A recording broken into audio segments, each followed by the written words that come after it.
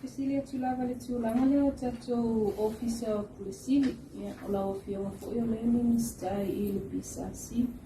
Mkailanga e sango le tulanga fo I wala iona tuai le fatinoina o interviews o sintanga luenga ia pe le na wo au kurso ma kuto pa tau sanga sa ana tai fo le process ia. Ia, tele amafu ama. O le whaiunga ia o tuai. O le mea o le taimi e amatai. O le pofuanga ia e te tauna amata o le whasalula I le tongu masina. Ai le imae e le kon kalate le whangasoro. Me mua na o le nonga a tuai la le taimi e amatai le whasalula. Ia e whasoro tuai lava le tuai o ia o isi fo I mea o le o awanoa o tangata awa ele na o ele na o le pisasi awa e totolu mo le pasangale o CEOs e totolu le panel ia o le sui o le pisasi o le sui o le mtanga duenga ia me le sui o le tangata tuto tasi o se tangata o le septa e tuto tasi mai malo ia o le vaenga lena e tau whaingata le suenga o awanoa o tangata e o mai sosoani e ngā lulua I a tātou panels ia e tele ai ia mafuanga ia ai pe o itua ia tātou o ile va ai I tūlanga e tue tāpena tue whaalelei ia o mea umana e awhi ai mangai o inga ale isasi. Ele imolas tatou pulisili ele mtanga luenga le tina?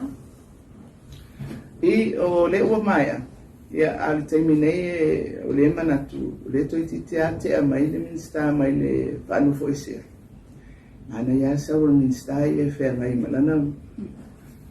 malana tofi fau le Mangona ro fionga fatal manino ni sumta ko ti lo ta ni mta ko na ngani ngona tulanga la lo extension o le manino mai awa umale kon karate se ivanga na o ye se ma ko o ani ma ko anga ta u la me faye on a cross extension of CEO tamuno o le tele al ten ka fa pe o ye ni ngai wen o le pesa tau ave le office silio pulenga ia fo ile e mana umi ai le mufo I pe e fa wa ka fa pe o le la a berry le ia le kon kalate o no tu ai le fa ngasoro ai o le mea ai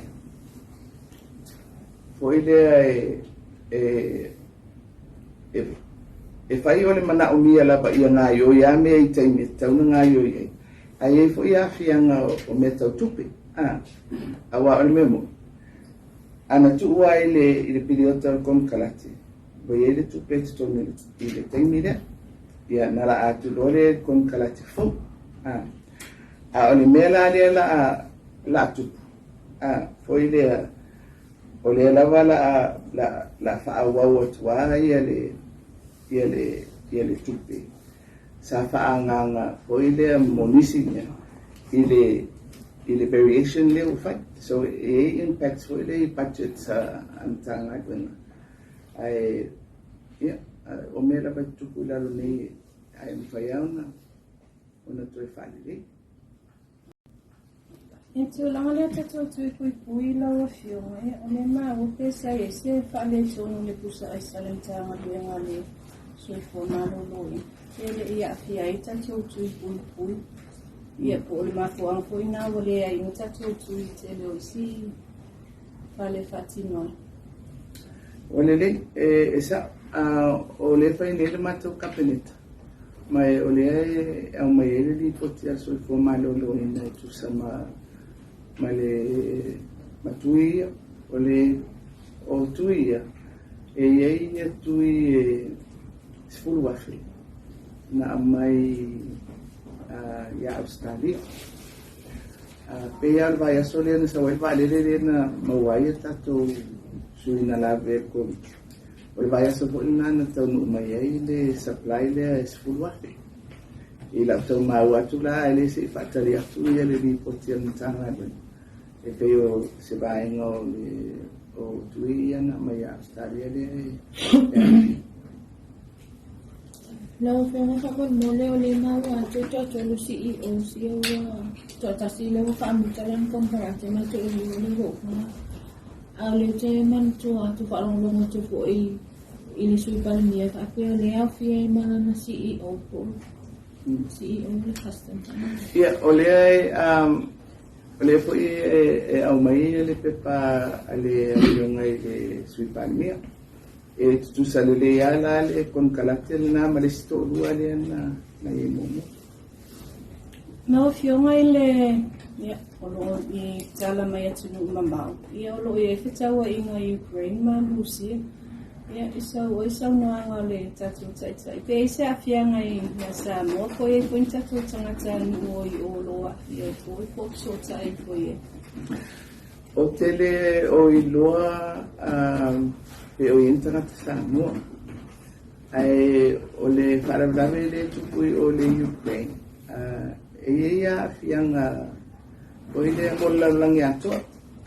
Ai mai sea mo me o sapalai i meto tuau. O na o le area umale na e sos mai ai i swa u totele o langani. Ia, so se mea lava e tuku ai se fete na inga tele, e tele a lona fianga, e pei ole mea na e vawe tapue, i tūlanga o me mo mie tatu, ia, ole swau ua, a whapela e ono a fia, ia ala e whewa i ai, ia waa, po no fuanga fo i olo o sos mai ai ia swau i le wharebela le ia o te lo mo tātou ai. That's the most immediate impact in whai ona Silmulmuli. Nau fionga le o le sauno mai pisa si pape suso inga le i le ACEO o le Ministry of Customs and Revenue o Alvin Emisini. Pape o lo taati atu le kabineta. Salo o le kapeneta pesina tele o mato pepa. Salo o kapeneta o le vai sufo. O le aavele li potia le pisasi tusai ma le susu e nai tau tuna. Kaya le tala au mai kono lo whakari me kutama ka neka. Tu whika wipa tu lo wat. Pilo e kai au. I le launch le tato taian.